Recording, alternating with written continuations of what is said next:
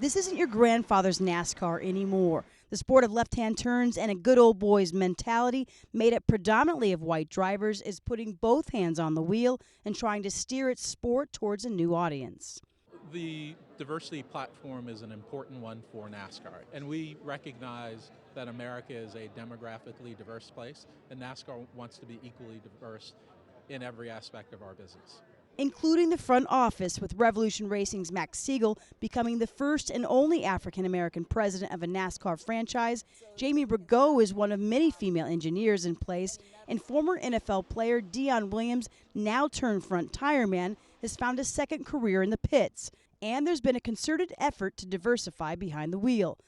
Darrell Wallace Jr. came from NASCAR's Drive for Diversity program, which he began when he was just 16 years old. The now 20-year-old, known as Bubba, made history at Martinsville in 2013 when he became the first black NASCAR driver to win a series race in 50 years. I think the biggest thing that set me was the relief.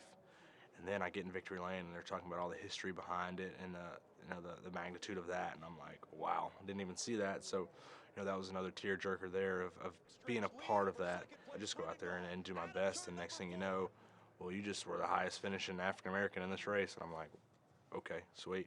Another driver in the program demonstrates NASCAR's intent to extend its global reach. It's Mexico's Daniel Suarez. And having started out 2014 winning his first two races, the 22-year-old is on pace to be one of the future stars in motorsports. The second-year driver on the NASCAR KN Pro Series East, a regional racing series that feeds their national series, says the toughest transition into the sport hasn't been the driving, but the language barrier. But I feel like we have been learning a lot about how to communicate with the team. I feel like all this, thinking in English as fast as possible and, send the communication for the team. We need to work on it, and we worked on it last year, and I feel like all this adaptation is pretty decent right now. NASCAR's Drive to Diversity program isn't about forgetting about the legends of the past or bypassing those that are on top of the sport right now in the present. It's about looking toward the future and making the sport more representative of what the world looks like today. Right now, NASCAR has one of the largest fan bases of any sport in the country and is the second most popular TV sport.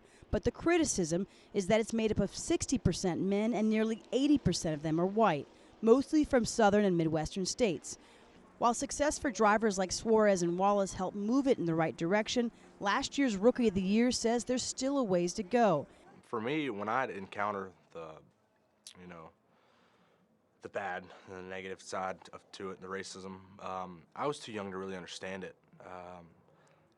I'd get hand gestures thrown out, slurs being thrown out, but I was just like, okay, what is that, And my parents, it hit them because they understood it, of course, but they just told me to go out there and win again.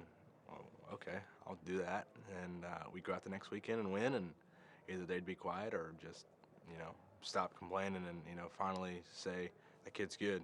While change isn't likely to happen overnight, NASCAR's hope is that this is the one case in the sport where slow and steady wins the race. Jessica Taff, Al Jazeera.